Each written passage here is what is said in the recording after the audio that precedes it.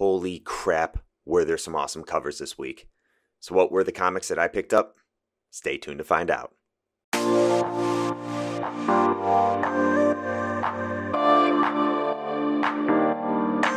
Alright you guys, well thank you for sticking it out with me. Before we get into it, you know the deal. Please go ahead, if you haven't done so already, hit that subscribe button down below, smash that like button, and hit that notification bell so you can get updates whenever I post new comic book pick videos just like this. If you're new to the channel, welcome. My name is Mark. I'm from the Jumpcast. You can also get a better look into some of the things that I like to collect on my Instagram page at MarkNerdyAF. I collect things like, obviously, comics, but statues, omnibuses, trading cards, all that good stuff is on my Instagram. That's MarkNerdyAF. Those of you that watch these videos every week that I put them out, I want to give a big thanks to you. But back to those that are new to this channel, disclaimer here, these are my comic book picks. These are not comic book reviews. I'm literally just going to my LCS, grabbing the books that I want, paying for them, coming back home, and showing you guys what I picked up and why. Whether it be a great ongoing story, maybe I just really liked the art, maybe I loved the cover, maybe I'm speculating a little bit and thinking that these books will go up in value. All those reasons are why I'm a comic book collector. I do love to read, but I also like to get a little bit back on my investment every once in a while. So, without further ado, let's get into my books that I picked up this week. Starting with our indie titles, first one up I have here is Beyond the Breach #1. This is by Aftershock Comics. This is by Ed Brisson. He has written for numerous publishing companies such as Marvel, DC, you name it. Most notable, I would say, is probably for Dead Man Logan. So I was initially looking forward to this because I knew he was going to be the writer on this new story. And this cover may look a little bit different from what you're going to see at your LCS. This is the Ambassador exclusive. I believe if your LCS gets it, they should just give it to you for free. But there will also be copies on the shelves of the cover A, the actual published book that is going for a cover price. But if your LCS has this, ask if you can get it. But they should give this one to you for free. But you never know, LCSs all work differently. Back to what this book is about, it's set in the 80s. It's going to be that sci-fi horror genre. By looking at the cover, I'm assuming we're going to get some aliens in this. With this being the kickoff to a new series for Aftershock and being written by Ed Brisson, I don't really think you can go wrong with this, especially if you get it for free $50. So make sure you check this one out. Next up for our indie titles is Canto 3 Lionhearted. And this, of course, is being written and illustrated by the original creators of the Canto series. You have David Booher and Drew Zucker. Booher is the writer, Zucker is the illustrator. So I do obviously like that they're sticking with the main creators, which is what I would expect, but you never know with this series. It seems like there's always these one-shots coming out. Now we have, I believe this is a new series, it's not a one-shot. And by initial reviews that I saw online, people were really happy how this one kicked off. So with it being a big fan favorite over the past couple years, I know the #1 issue of this is going for a good amount. It kind of is reminding me of what happened with Saga. I wouldn't say it's on that Saga level, but it definitely is up there with being one of the better indie titles that has released in recent years. So definitely check this out. If you're a Canto fan, you're going to grab it no matter what. Regardless if you're a new reader to the Canto series or if you read the original series, I still think it's a safe play. I think you guys should pick up this issue. All right, let's kick it off with Marvel. If you know me, you know I'm grabbing this instantly. Aliens Aftermath. It's being written by Benjamin Percy. Percy did a lot of the DC Rebirth back in like 2015, 16 or whatever. He, I believe, wrote on Teen Titans Rebirth #1, I think Green Arrow. I'm pretty sure he did Aquaman as well. So I'm familiar mainly from his issues that he did with DC. I know that Benjamin Percy has written on a lot of other books as well within Marvel. So it's good to see him back on a title. I don't know if he could pull off Aliens. We'll see. Aliens is near and dear to my heart.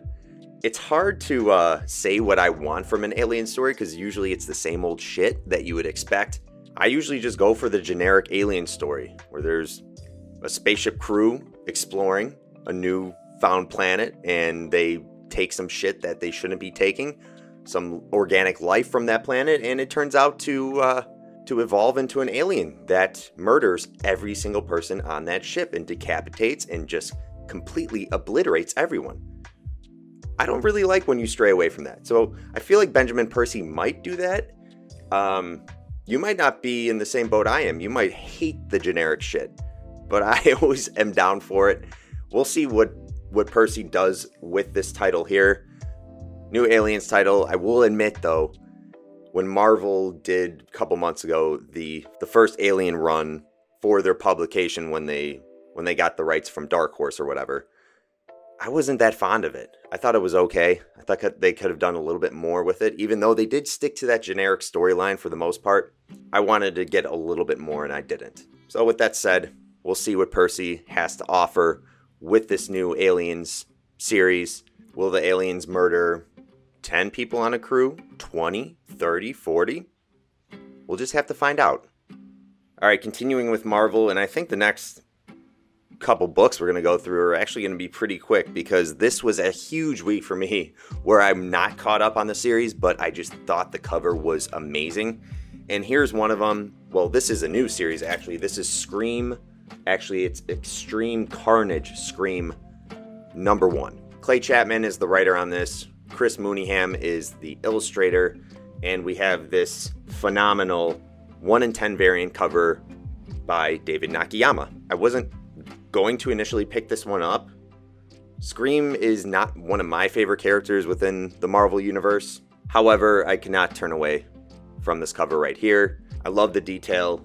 I'm usually not going for, like, they do this a lot with comic book covers, which I notice is they just do this like basic grid background, and then I think it's the purpose of it is to really make the main character or the character that you're drawing on the cover really pop out, which it does. But even though this isn't one of my favorite characters, I still thought this cover was beautiful. Great job by David Nakayama. Like I said, the 1 in 10 variant, you might have to pay a little bit extra, probably around $10 for it.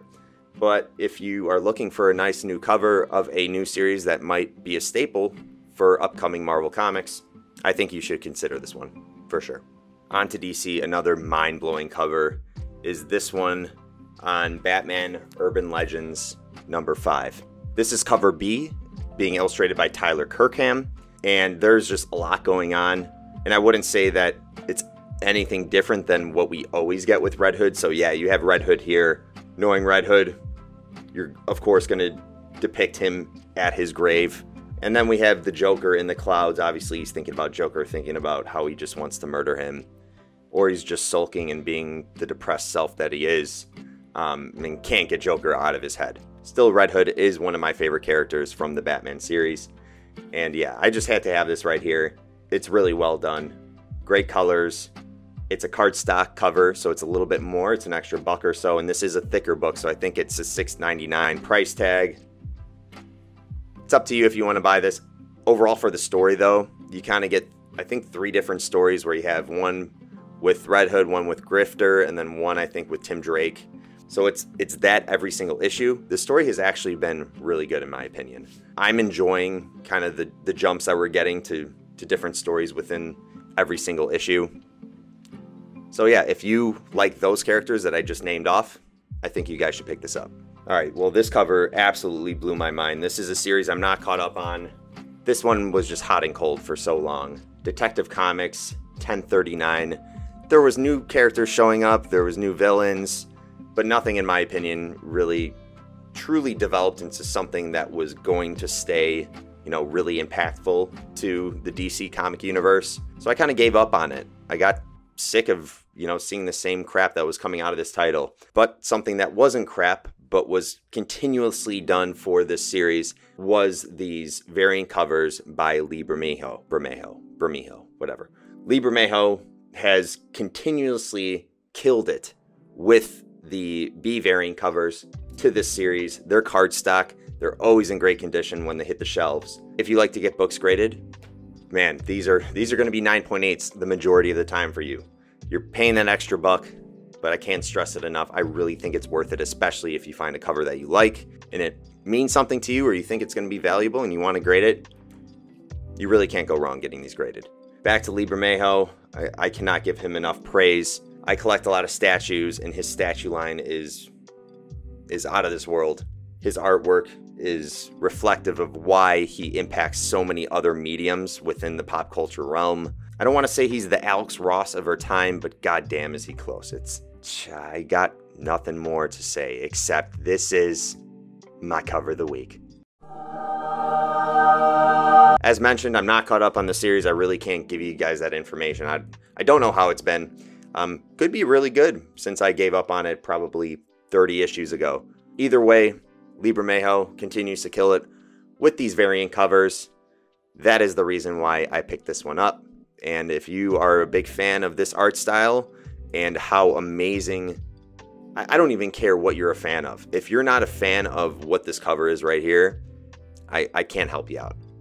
This, I would say, is the top 3 cover that I've seen Bermejo put out in the last couple of years. Truly, truly remarkable. I told you guys that the covers were killing it this week. Continuing with DC, and another example is this right here. This is cover B by Carrie Andrews. Some people might be getting sick of Punchline. Me personally, I'm still good with it, especially when she's being drawn like this. As for the story itself, Sam Johns is writing this, as well as James Tynion IV. We have art by Sweeney Boo and Francisco Francavilla. And the last issue or two really blew up because we had our first look at the daughter of Bane, Vengeance. And Vengeance got her own cover this week as well, illustrated by Riccardo Federici. This is the 1/25 variant cover that dropped this week for Joker number 5. You might be familiar with this design. It's got that distinct look. Kind of what George Menace did for his 1/25s that he was doing for Batman.